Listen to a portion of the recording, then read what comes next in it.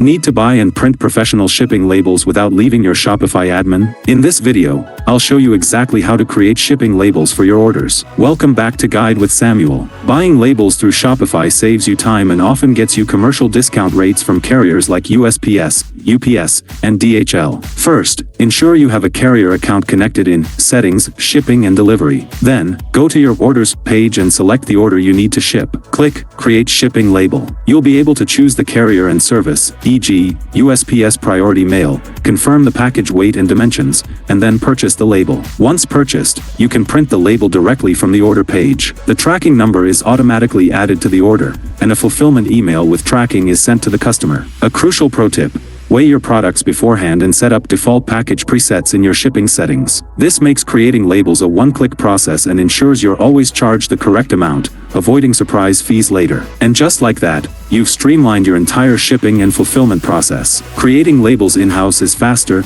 cheaper, and more professional. Which carrier do you find most cost-effective for your products? Share your insights in the comments. To sell in person, watch our next video on how to use Shopify POS for in-store sales. Thanks for watching.